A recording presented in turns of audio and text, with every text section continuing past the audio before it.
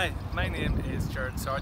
I'm a researcher at the Smooth Muscle Research Centre in Dundalk Institute of Technology, and I'm here to tell you about our recent paper published in this month's edition of BJUI International. Beta-3 adrenoceptor agonists such as mirabegron were approved by the FDA in 2012 for the treatment of overactive bladder, but there's still no clear agreement on the mechanism of action of these drugs. There's good evidence that these drugs inhibit cholinergic mediated contractions of the detrusor, but it's not clear whether this is brought about via an effect of inhibiting pre-junctional release of acetylcholine or whether it's an effect on the detrusor itself, inhibiting the responsiveness of the detrusor to neurally released acetylcholine. So to begin this study, we examined the effect of the beta-3 adrenoceptor agonist, BRL 37344, which I'll simply refer to as BRL, on contractions of the murine detrusor that had been induced by application of the cholinergic agonist carbachol, used at a concentration of 300 nanomolar. And you can see in panel B here that application of BRL at increasing concentrations ranging from 1, 10 to 30 micromolar was able to inhibit the contractions that had been induced by carbachol. Now, similar findings have been reported by other studies, and there is a body of literature that suggests that this effect may involve activation of BK channels. So we tested this by examining the effect of BRL in the presence of a BK channel blocker called iberiotoxin, noted as IBTX in panel C. And you can see from this representative record that BRL was still able to relax the murine detrusor strips that had been contracted with carbachol, even in the presence of iberiotoxin. And this suggests, therefore, that the inhibitory effects of BRL may involve other mechanisms other than activation of BK channels.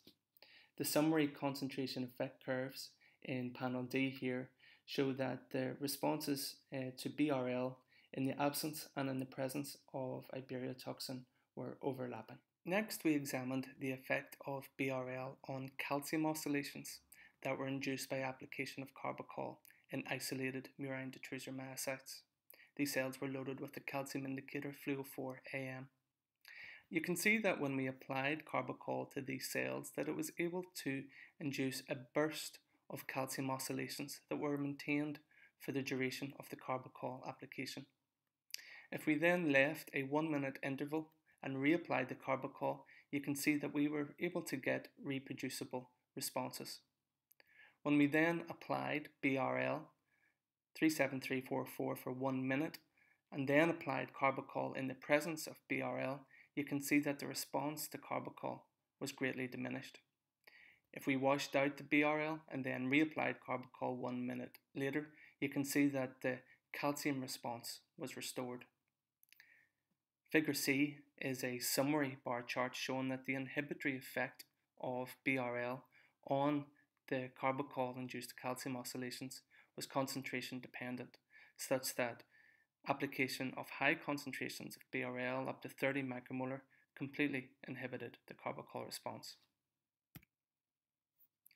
This slide shows that application of a different beta-3 adrenoceptor agonist, CL316243, produced similar inhibitory effects on carbachol-induced calcium oscillations.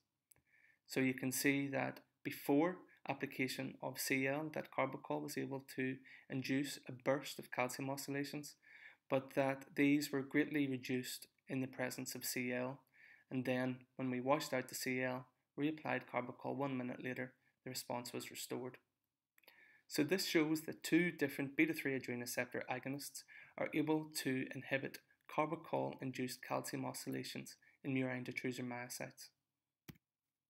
To confirm that this inhibitory effect was mediated by activation of beta-3 adrenoceptors, we wanted to confirm that the inhibitory effects of the beta-3 adrenoceptor agonists were inhibited when a beta-3 adrenoceptor antagonist was present. So if we look at panel A, this shows the response to carbachol as we've seen previously, and then we apply a beta-3 adrenoceptor antagonist L748337. And you can see that when we reapply carbachol in the presence of the beta-3 adrenoceptor antagonist, that the response to carbachol is maintained. If we then apply the BRL, which is a beta-3 adrenoceptor agonist, we find that it's no longer able to inhibit the carbachol response when the antagonist is present. But if we remove the beta-3 adrenoceptor antagonist and just leave the BRL present, that's the beta-3 agonist present, we see that the inhibitory effect of beta-3 agonist is now restored. And this effect is reversible upon washout. So it appears that the inhibitory effects of BRL are mediated by activation of beta-3 adrenoceptors. This finding is further supported by the observation that application of the beta-1 and beta-2 adrenoceptor antagonists, propranolol, did not block the inhibitory effects of BRL. You can see here in this diagram that BRL 37344 was able to inhibit the carbachol response even in the presence of propranolol. Finally, the last slide here shows using a combination of PCR, real-time quantitative PCR, and immunocytochemistry that beta-3 adrenoceptors are present in the detrusor, that the beta-3 adrenoceptor subtype is the most abundant subtype, and finally that the beta-3 adrenoceptors are present on the detrusor myocytes themselves.